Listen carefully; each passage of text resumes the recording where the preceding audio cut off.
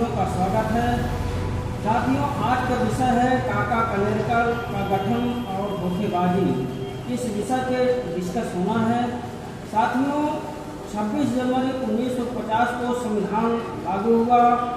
इस समय वादा किया गया था कि पिछले वर्ग के आंकड़े का गठन किया जाएगा और 1 वर्ष के अंदर ही ऐसा वादा किया गया था।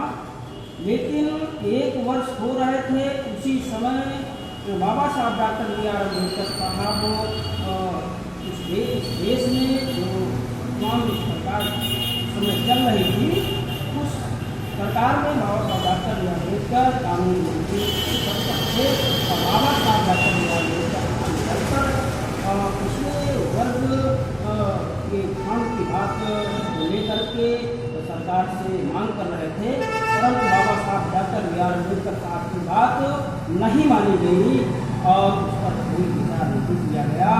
बाबा साहब दुखित होकर के 10 अक्टूबर 1951 को केंद्रीय मंत्रिपरिषद से इस्तीफा दे दिया और अपने त्याग पत्र में उन्होंने दर्शाया, त्याग पत्र दिया था, उसके पैरा 2 में बाबा साहब डॉक्टर बी.आर. अम्बेडकर साहब ने बताया था कि मैं क्यों इस्तीफा दिया हूँ, उसका कारण उसमें लिखा जा सकता है और पढ़ा जा सकता है।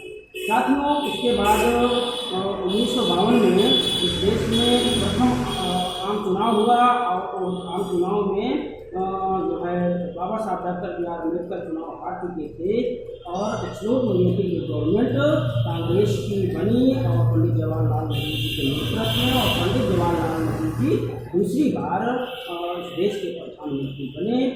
और बाबा साहब डॉक्टर बी.आर. अम्बेडकर साहब क्योंकि संसद में ना पहुँच पाए थे, उसके कारणवश संसद में वो अधिकारी तो थे नहीं बोलने के, परंतु बाबा साहब डॉक्टर बी.आर. अम्बेडकर बाहर पिछड़े वर्ग के जो है अधिकारों की मांग कर रहे थे और उस मांग के अंतर्गत इस देश की सरकार ने जो है मजबूर हो गई। जब मजबूर हो गई तो फिर उसी विषय को ध्यान में रखा और फिर 20 जनवरी 1953 में काका कालेलकर आयोग का गठन किया गया।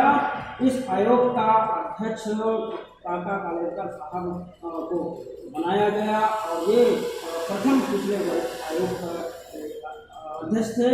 और साथियों, उसके बाद इस आयोग ने जो है 30 मार्च 1955 को रिपोर्ट सरकार के सामने रखा और उसी बीच वह रिपोर्ट भारत सरकार ने पब्लिश किया। साथियों, जो रिपोर्ट थी, इस रिपोर्ट के मुताबिक जो है इस देश में लमसम 2 वर्ष हो रहे थे और 2 वर्ष के अंतराल में कोई कार्रवाई नहीं की गई, केवल रिपोर्ट जो है पब्लिश कर करके छोड़ दी गई थी। बाबा साहब डॉक्टर बी.आर. अम्बेडकर निरंतर पिछले वर्ग के जो है आयोग का गठन जो हुआ था उसके अंतर्गत जो उनकी जाति थी निर्धारित की गई थी और आंकड़े जो आए थे उनके जो है संख्या के, उनके उपरांत उनका लाभ के लिए ये जो उनका जो है मांग कर रहे थे कि इसको क्लियर किया जाए, परंतु उस पर सरकार ने 2 वर्ष हो रहे थे, कोई नहीं किया। और बाबा साहब डॉक्टर बी.आर. अम्बेडकर की बीच स्वास्थ्य गड़बड़ थी और बाबा साहब डॉक्टर बी.आर. अम्बेडकर अस्वस्थ थे और उस मुद्दे को दबा करके इस देश के मनवादी विचारधारा के लोगों ने रखा हुआ था। वो अवसर का तलाश कर रहे थे कि देश में कोई ऐसा इस मुद्दा जो मतलब जो है आर्टिकल 340 के अंतर्गत देश के पिछड़े वर्ग के लोगों को हक कराने का मामला है, बड़ा मुद्दा है। इससे इस देश के इन लोगों को अगर ऐसा कुछ प्राप्त होता है और इनको लाभ मिलता है तो इनकी बहुत ज़्यादा तरक्की हो जाएगी और भविष्य में जो है ये लोग देश के हुक्मरान हो सकते हैं। ऐसा नहीं होना चाहिए, मनवादियों की सोच ऐसी थी, ऐसा कहा जा सकता है इन सब बातों को लेकर के।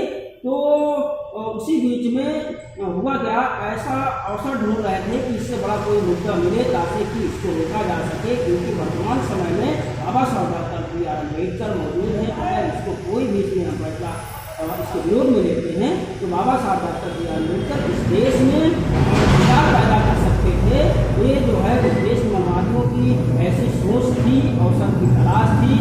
उसी बीच में 6 दिसंबर 1956 को जब बाबा साहब डॉक्टर BR अम्बेडकर साहब और इस देश के जो है मसीहा कहे जाने वाले बाबा साहब डॉक्टर अम्बेडकर साहब, उनका निधन जब होता है, उनकी जब आंखें बंद होती है, उसी के उपरांत उसी 6 दिसंबर 1956 को इस देश के जो प्रधानमंत्री महोदय ने संसद की मीटिंग बुलाई और संसद के मीटिंग में जो काका साहब कालेलकर द्वारा जो है रिपोर्ट आई थी, उस रिपोर्ट को बगैर बहस कराए खारिज कर दिया।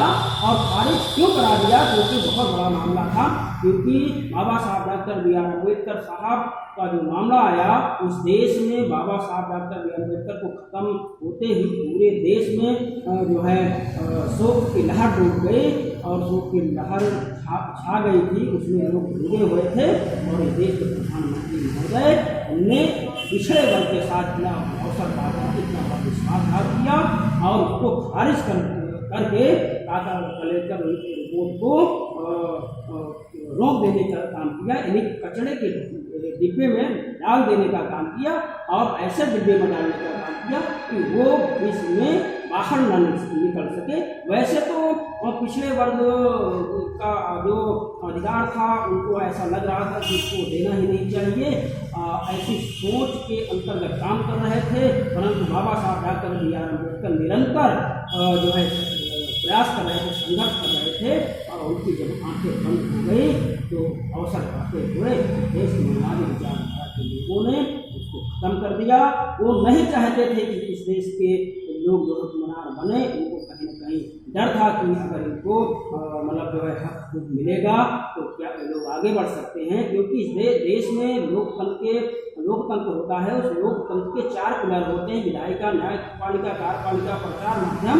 यदि अगर इनका संवैधानिक कानूनी अधिकार मिल जाएगा तो ये लोग आगे बढ़ जाएंगे। तो हो सकता है मनमान विचारधारा पीछे चला जाए, ऐसा उनको डर था और वो जो है बाबा साहब डॉक्टर ही इसमें सफल हो गए और सफलता उनको प्राप्त हुई।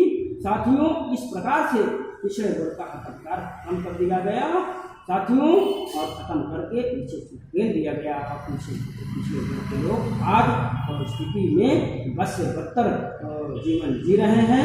आज के इस मौके पे साथियों इतना ही कहना है। धन्यवाद, आभार।